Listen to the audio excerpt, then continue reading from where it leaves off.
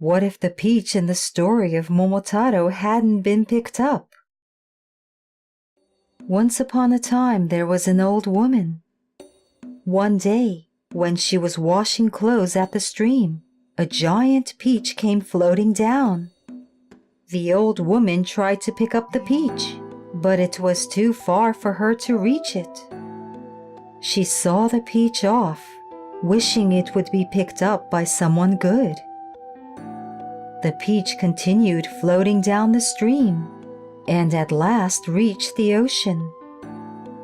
Tossed by waves, the peach was eventually washed up on an island called Onigashima. The peach was surrounded by giant ogres. The head of the ogres came and said, "Oh, what a big peach!" He split the peach into two with his hands.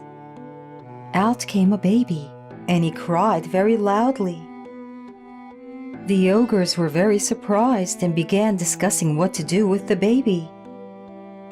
The wife of the head ogre stepped forward and said, "Leave the baby to me." She held the baby in her arms and began breastfeeding the baby. "Well, since the baby seems to like my wife, we will raise this baby. His name will be Momotaro, which means a son of a peach," said the head ogre.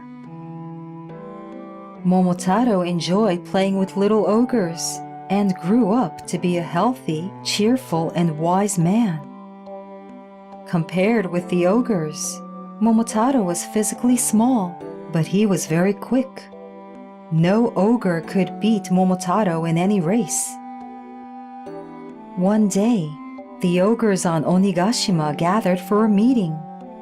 That year, the weather had been so bad that the crops didn't grow well. They began to run short of food. Some ogres said, "Under these circumstances, we should attack the village. All we can do is to steal food from humans." However, the head ogre did not consent to this and tried to think of another good way to save everyone. Then Momotaro stepped forward and said, "I will go to the village and discuss this issue with the villagers." The next day, Momotaro and some little ogres sailed to the village.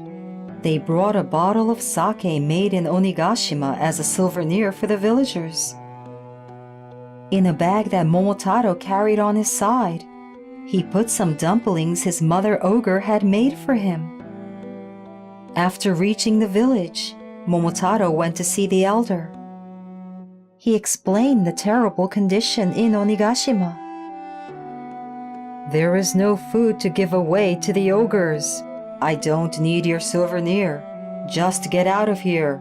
The villagers spat out at him. Some villagers even threw stones at Momotaro. He cut his forehead with a stone and lightly bled. However, Momotaro did not give up. Whenever he was on the verge of being discouraged, he looked at the dumplings he carried on his side and plucked up his courage. He convinced the villagers, telling them that the ogres had carefully raised a human boy like him since he was a baby and that they never used violence. Touched by his enthusiasm, the elder promised him, "If the ogres clear the field and mountains and cultivate the fields, we shall share the crops with them." Momotaro sent one of the little ogres back to Onigashima immediately. Soon, the ogres came to the village from Onigashima one after another. "Leave the heavy work to us." The ogres worked very hard, making a roaring noise. Before long, they cultivated the fields, and the villagers were very delighted. The elder gave the crops to the ogres as he had promised. Then he said, "I would like you to cooperate whenever we need you to do any heavy work in this village." The head ogre promised they would cooperate and thanked the elder. Momotaro also thanked the elder, and they sailed back to Onigashima. The head ogre said to Momotaro, "Thank you very much. You did a great job. Having seen the scar on Momotaro's forehead, the head ogre understood how much Momotaro had strived for the ogres.